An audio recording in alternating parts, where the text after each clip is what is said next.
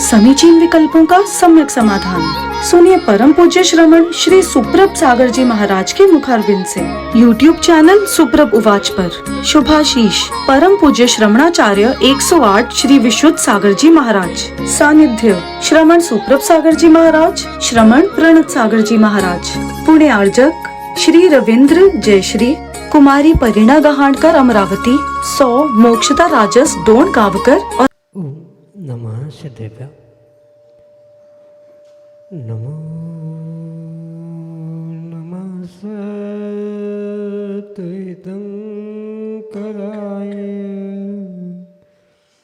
वीराय भव्याम्बुजभास्कराय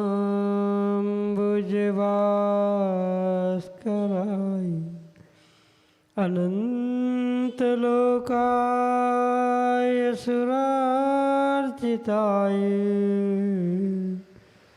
देवादिदेवाय नमो जिनाय देवादिदेवाय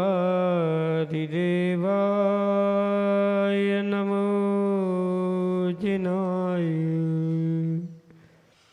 पंच परमिष्टि भगवान की परम पूज्य आचार्य भगवंत गणाचार्य श्री विराग सागर जी महाराज की, परम पूज्य पट्टाचार्य आचार्य भगवंत गुरुवर विशुद्ध सागर जी मुनि महाराज की, परम पूज्य मुनि श्री प्रसम सागर जी महाराज की, परम पूज्य मुनि श्री सुप्रभ सागर जी महाराज की।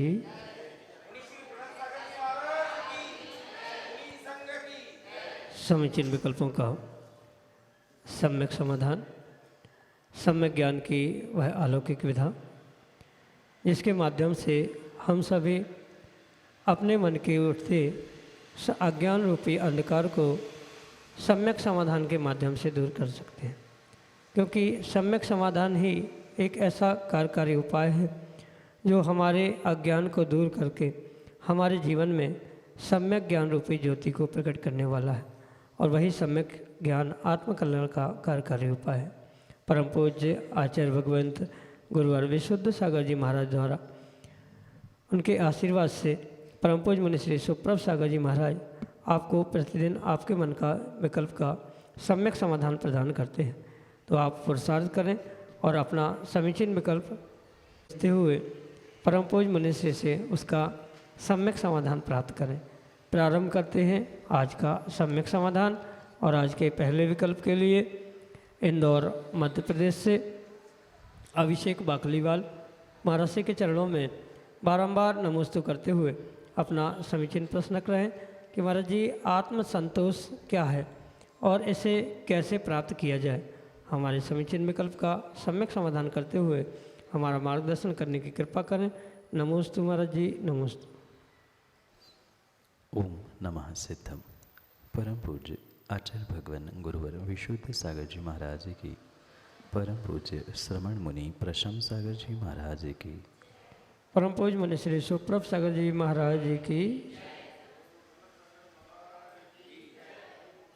जब व्यक्ति अपने कार्यों से, अपने जीवन से और अपने आप से संतुष्ट होता है, जिसको उस कार्य करने की यानी कोई भी कार्य की प्राप्ति करने पर जो एक अंतरंग से आह्लाद उत्पन्न हो रहा है, एक सेटिस्फैक्शन हो रहा है, उसे ही हम आत्म संतोष के रूप में स्वीकार कर सकते। आवश्यकता नहीं है कि सबके लिए एक ही प्रकार का वह आत्म संतोष हो। जिसको जिस कार्य में या जिस उद्देश्य को लेकर वो कार्य कर रहा है, उस उद्देश्य की, उस कार्य की सिद्धि प्राप्ति वही एक प्रकार की संतुष्टि देने वाली है, वही उसे एक सुखद अनुभूति करने वाली। और इस कारण से ये आत्म संतोष, सफलता, कामयाबी आदि आदि पूर्ण रूप से एक व्यक्तिगत फीलिंग या उसे हम सब्जेक्टिव टर्म कह सकते। यानी सबके लिए एक समान आत्मसंतुष्टि नहीं हो सकती, सबके लिए अलग अलग प्रकार की आत्मसंतुष्टि या आत्मसंतोष होता है। किसी के लिए धन कमाने के लिए, किसी को नाम कमाने के लिए, किसी को अन्य किसी कार्य में जो प्राप्त करने की इच्छा और वो प्राप्त करना ही नहीं अपितु प्राप्त करने के साथ साथ एक जो सुखद अनुभूति है, एक फीलिंग है कि हाँ मैंने कुछ प्राप्त किया है, ये जो अंतरंग की अचीवमेंट है उसे ही आत्मसंतोष या आत्मसंतुष्टि कहा जा सकता है।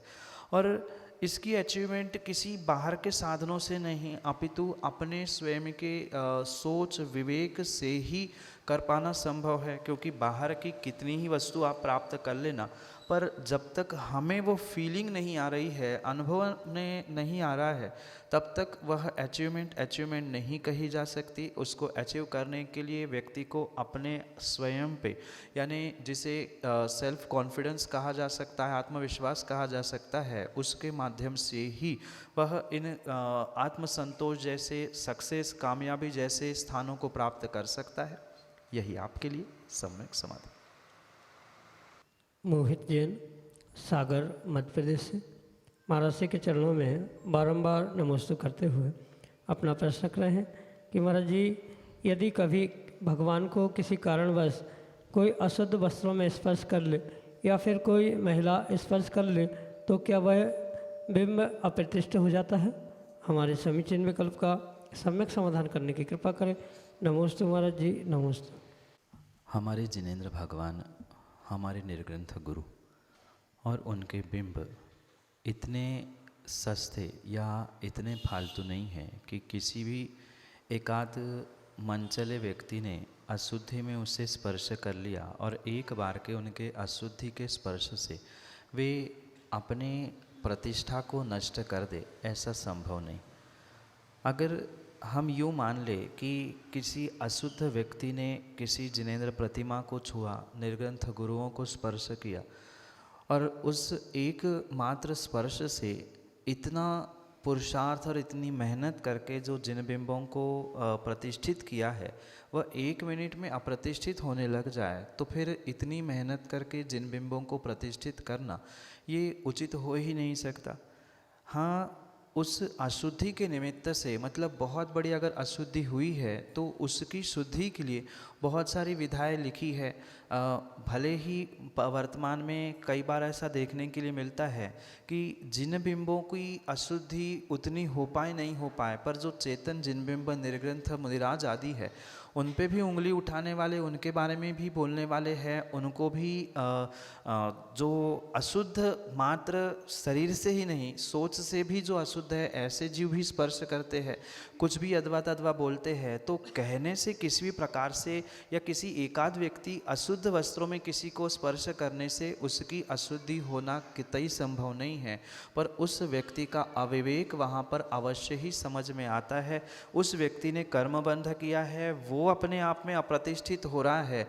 जो प्रतिष्ठित निर्ग्रंथ गुरु, प्रतिष्ठित अरिहंत प्रभु आदि पर किसी प्रकार से अशुद्धि करने का प्रयास करता है, उसने तो स्वयं ने अपने आप को कर्मबंध के कारण से अप्रतिष्ठित किया।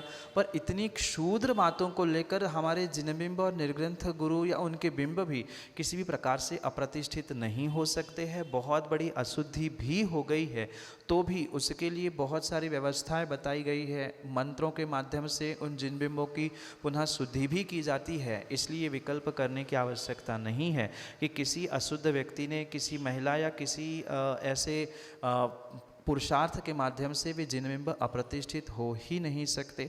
कई सारे स्थानों में तो प्रचलन है, परंपरा है, महिला अभिषेक आदि भी होता है, करने में देखने में आता है।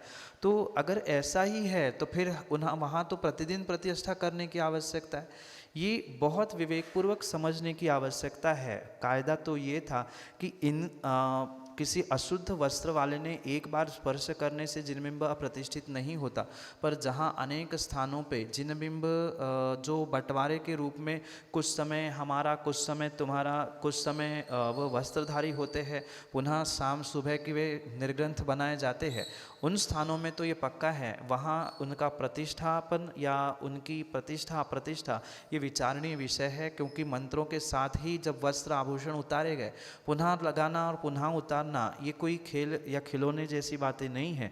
वहाँ तो पूर्ण रूप से वह अप्रतिष्ठित ही माने जाएंगे, पर एक आध बार किसी ने स्पर्श किया, कोई तिर्यंच आके स्पर्श कर जाता है। कई बार तो बड़ी बड़ी प्रतिमाओं में तिर्यंच घूमते भी है, बैठते भी, और बड़ी नहीं छोटी प्रतिमाओं में भी छिपकली, कॉकरोच, उनको स्पर्श करने पर मुनिराज दंड स्नान करते हैं। फिर तो ऐसे होने लग गया तो फिर प्रतिष्ठाओं का और जिन बिंबिं की स्थापना का सम्मान आदि नष्ट ही हो जाएगा। उसकी शुद्धि होना आवश्यक है, पर सर्वथा वे अशुद्ध ही हो गए, अप्रतिष्ठित हो गए, ये कहा जाना उचित नहीं है। यही आपके लिए सम्यक समाधान। सुखदास सन्मति हरसुले वासिम महाराष्ट्र से अगले समीचीन में करते हैं। नमोस्तु महाराज जी, मेरा प्रश्न यह है कि स्वाध्याय की सही परिभाषा क्या है और केवल ग्रंथों का वाचन करना ही स्वाध्याय है क्या? नमोस्तु नमोस्तु नमोस्तु। जहाँ स्व का अध्याय है, स्वयं को जहाँ जाना जाता है, सही मायने में वही स्वाध्याय। मात्र ग्रंथों के पन्नों को पलट लेना, उनकी गाथा, श्लोक आदि आदि रट के रख लेना, ये स्वाध्याय का अर्थ नहीं है। शब्द स्पष्ट जो कर रहा है स्व और अध्याय। जहाँ स्वयं का अध्ययन हो रहा है, आलंबन ग्रंथ है, आलंबन प्रवचना है, आलंबन अनेक प्रकार का हो सकता है। इन आलंबनों से अपने आप तक पहुँचने का जो प्रयास किया जा रहा है, वही सही मायने में स्वाध्याय कहा जाता है। अगर मात्र पन्ने पलटते हुए आपने अनेकानेक ग्रंथ तो पढ़ लिए, पर उस ग्रंथों के अंतरंग में लिखा हुआ जो भावार्थ था, क्यों ऐसा कहा गया है यही नहीं पता, तो वह स्वाध्याय करना, ग्रंथों को पढ़ना, ये किसी प्रकार से सार्थक नहीं हो सकता। स्वाध्याय को आचार्य भगवंतों ने एक बहुत बड़ा अंतरंग तप कहा है, और अंतरंग तप इसी उद्देश्य से कहा है कि पन्नों को पलटते हुए हम अपने जिंदगी के परिणामों को, प्रति समय के परिणामों को पलटते हुए कुछ नया करने का, कुछ अच्छा करने का, बुरे से, पापों से बचने का प्रयास करना, वास्तव में यही सही मायने में स्वाध्याय है। और मात्र पढ़ना ही नहीं, अन्य भी प्रकार का स्वाध्याय आगम में लिखा है। जैसे तत्वार्थ सूत्र में आचार्य उमास्वामी भगवान 5 प्रकार के स्वाध्याय को बताते हुए कहते हैं कि जो ग्रंथों का अध्ययन करना, पढ़ना, ये तो स्वाध्याय है ही, उसके अलावा धर्मोपदेश भी स्वाध्याय है, प्रवचना नाम का भी स्वाध्याय है। जैसे ये सम्यक समाधान चल रहा है, ये भी एक प्रकार का स्वाध्याय है।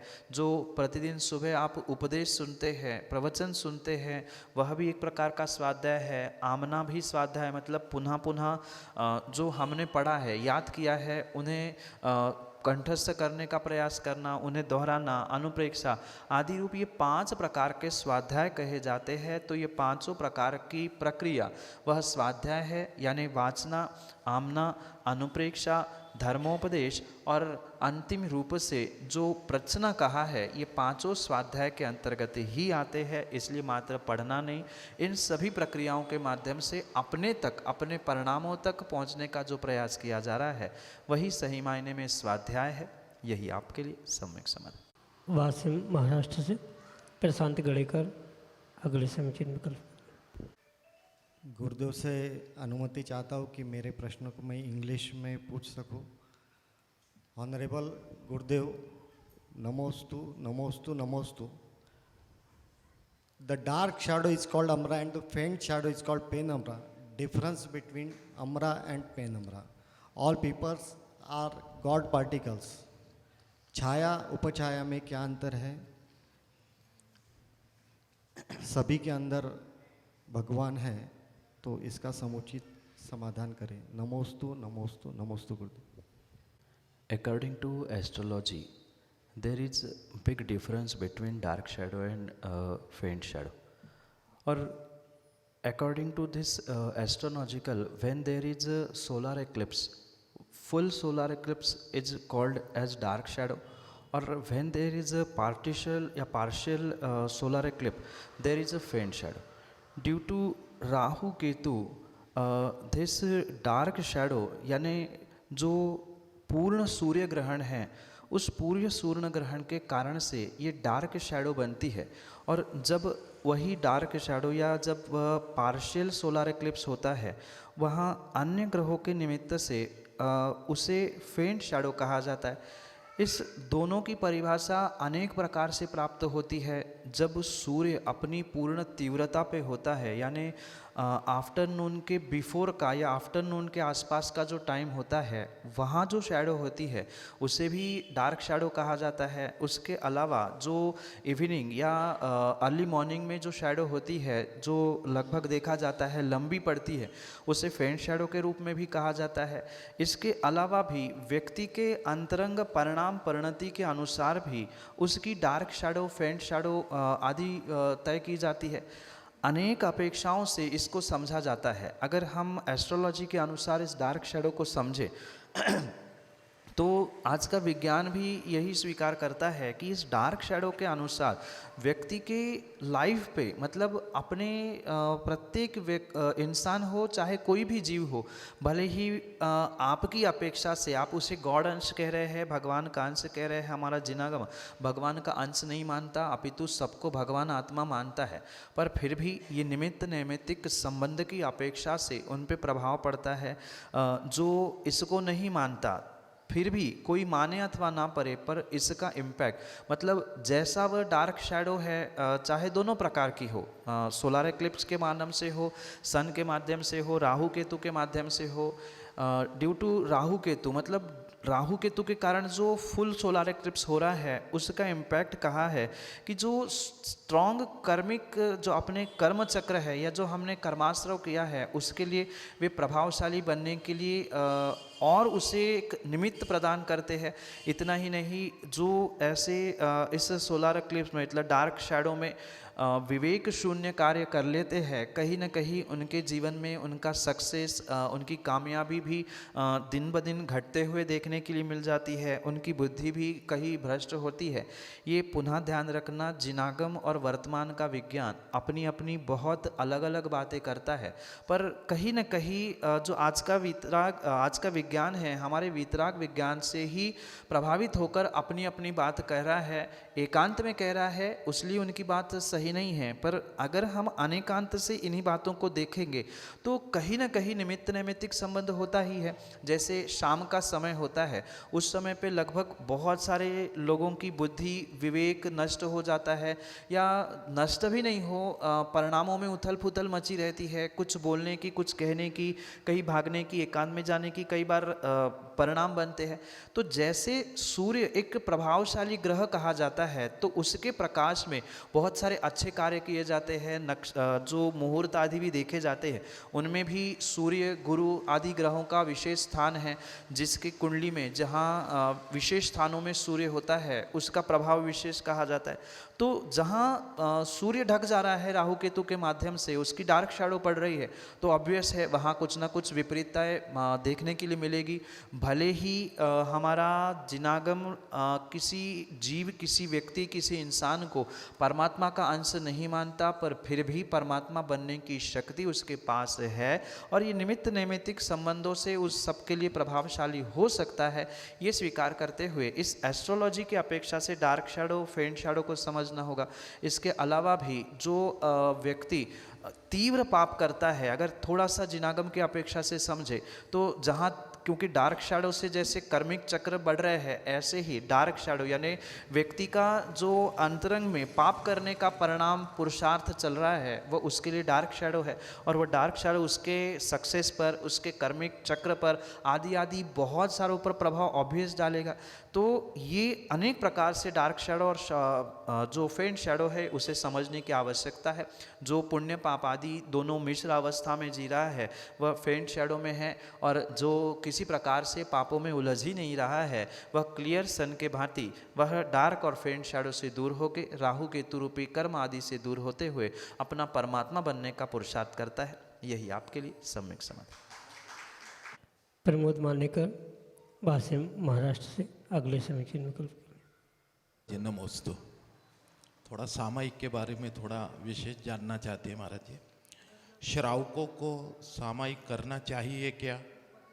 दिन में कब कब करना चाहिए, यानी कितने बार करना चाहिए वगैरह, कैसे करना चाहिए, और सामायिक में क्या सोचना चाहिए? अब हमें डॉक्टर ने कुर्सी पे यानी नीचे बैठने के लिए मना किया है, तो ऐसे में कुर्सी पे बैठ के वगैरह अपन थोड़ा प्रमादपूर्वक सामायिक कर सकते हैं क्या प्रयास? कृपया शंका का समाधान कीजिए। नमोस्तु महाराज जी, नमोस्तु नमोस्तु। श्रावक के लिए सामायिक करने में कोई दोष नहीं।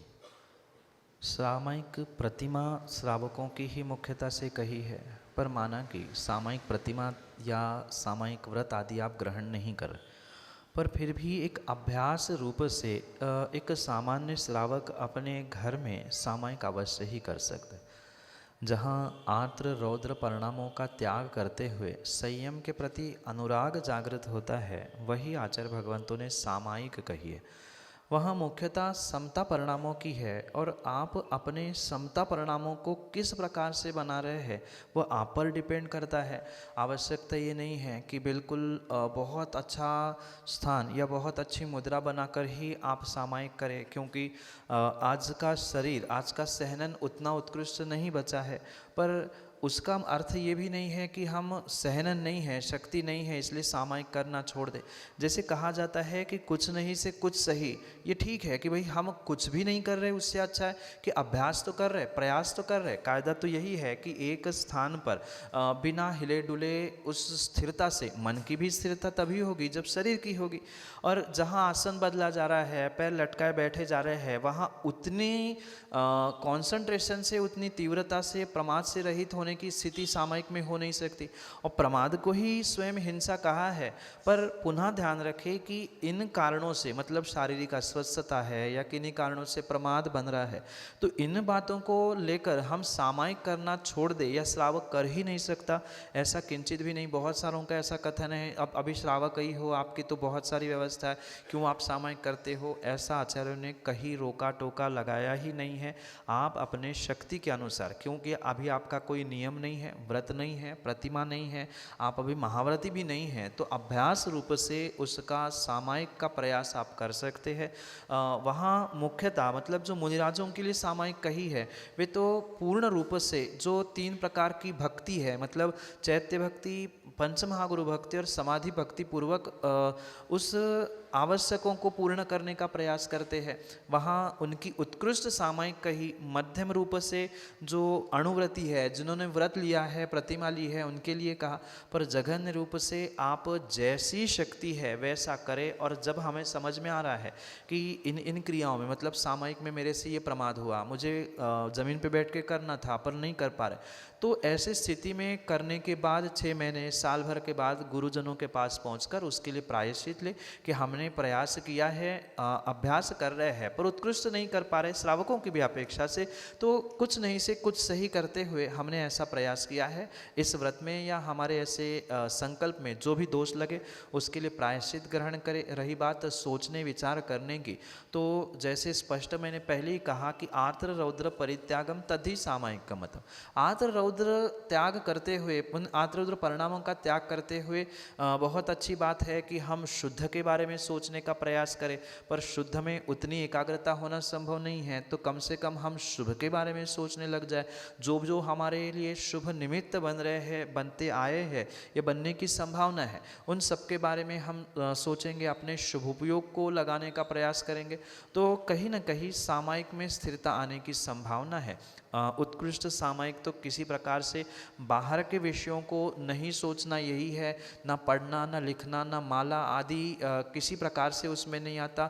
उत्कृष्ट ध्यान की चरम सिहाई उत्कृष्ट सामायिक है, पर वहाँ तक पहुँचना संभव नहीं है तो भी कोई बात नहीं है। माला फेर लेना, भक्ताम जैसे स्तोत्र आदि का पाठ कर लेना, भक्ति आदि पढ़ लेना, शुभ में उपयोग लगाने का प्रयास करने से सामायिक बिल्कुल हो सकती है। और ऐसा करते हुए जो भी दोष, प्रमाद, शारीरिक अस्वस्थता से हो रहे हैं, उसके लिए 6 महीने साल भर में गुरुजनों से प्रायश्चित लेके उसका भी प्रक्षालन कर ले, यही आपके लिए सम्यक समाधान।